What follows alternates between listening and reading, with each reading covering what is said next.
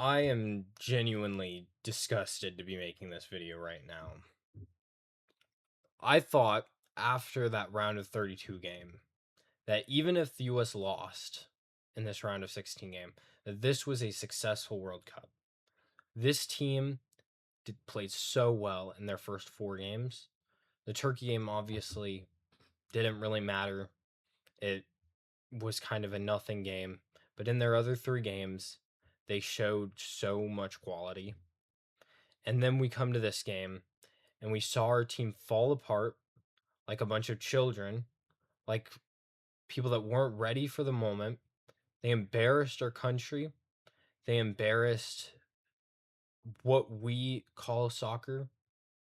They are an embarrassment to themselves, to their families, and they should be ashamed. And I'm ashamed to have watched them. It's sad to say, but we can no longer call this team a golden generation. They didn't prove to be such. They had one objective coming into this World Cup, and that is to make soccer the thing in the United States. And they made that all fall apart by their performance in this game. What we saw today was people that were scared, people that didn't want to fight. I don't even want to have a conversation about MLS players versus European players because they were all bad. Our only player that was decent today outside of the bench, in my opinion, was Weston McKennie. I thought Balogun was okay. I think that Reyna and Berhalter came in and were much better than our starters. But there's no words to give this. I I cannot believe that third goal we saw. Matt Matt Freeze. I don't even know how he goes forward from this. Like, how does he go back to his home team in the US, in New York City, and not get booed? How that's It's a despicable mistake. There's no ifs, ands, or buts about it. Tim Ream had one of the worst performances I've ever seen from a center back. Just was consistently losing his defender, consistently losing those aerial duels. It's just, how are you not better? Then we have Chris Richards. He's meant to be the star center back. He kept losing his man. He kept getting beat over the top.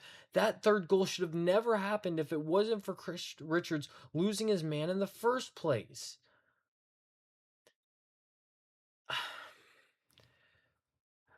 Alex Freeman, I thought, was one of the bright stars of this tournament. I think he was awful today.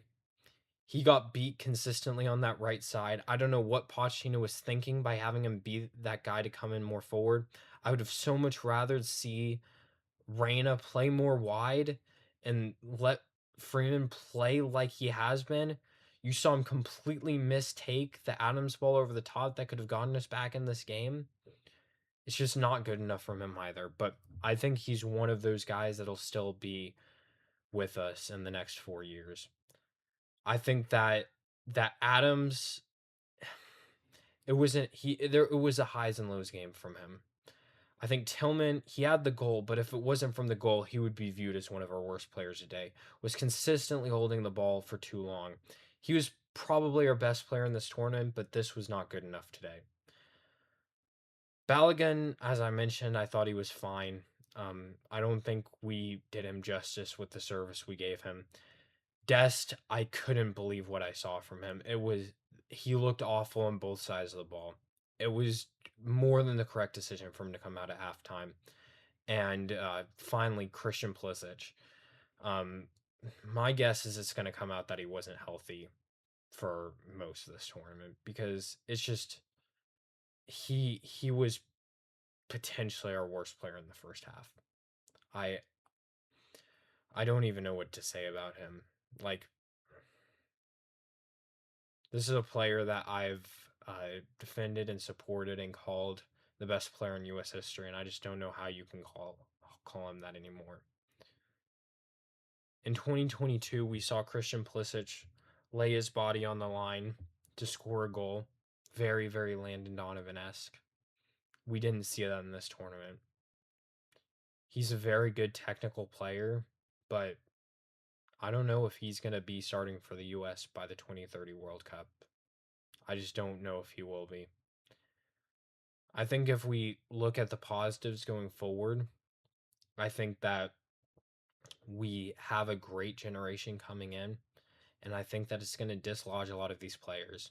I don't know if a lot of these players are going to get called up to another US camp.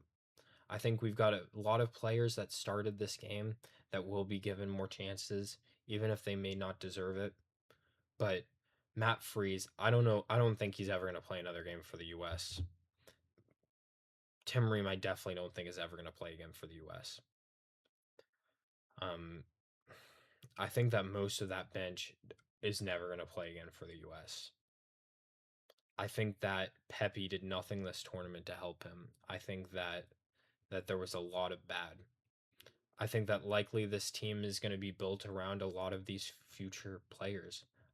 Wouldn't be surprised to see players like Julian Hall and Mehmeti and Mathis Albert and Caven Sullivan and Diego Koshin and Gaga Slanina and Brooklyn Reigns among the plethora of other young, great players we have start to get called in to replace the current players we have. Because we have now seen across many tournaments the 2024 Gold Cup, a disaster. The 2025 Nations League, a disaster. The 2025 Gold Cup, mostly a disaster. But even more than that, the friendly games before that tournament, an absolute disaster. The March Camp, a disaster.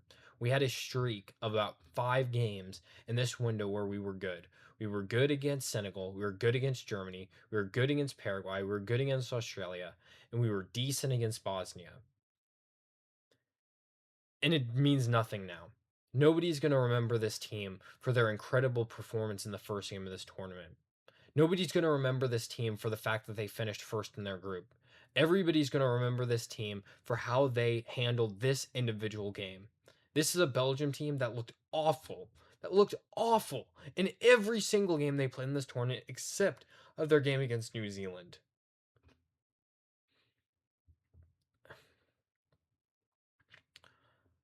I just this I just can't believe I'm making this video right now. Um, yeah, this is unbelievable. I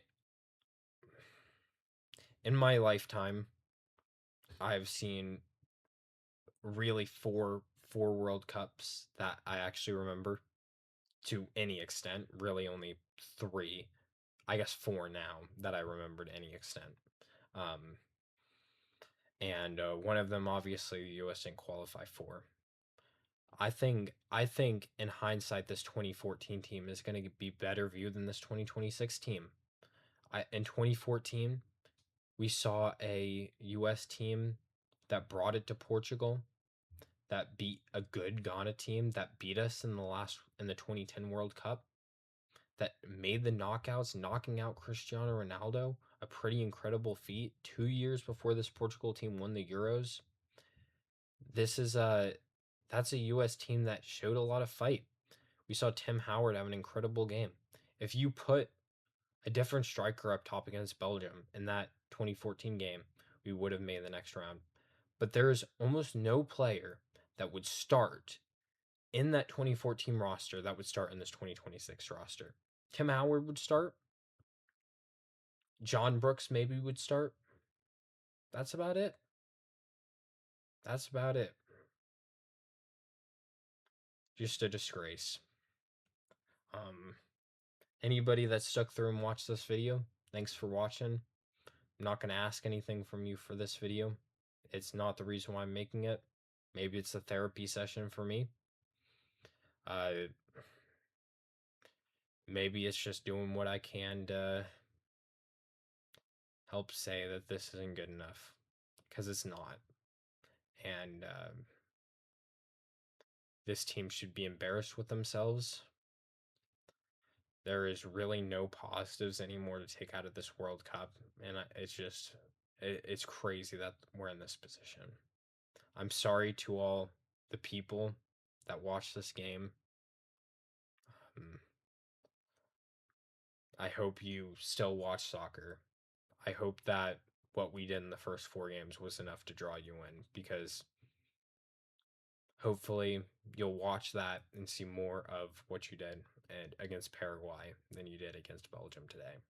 But yeah, see you guys next time.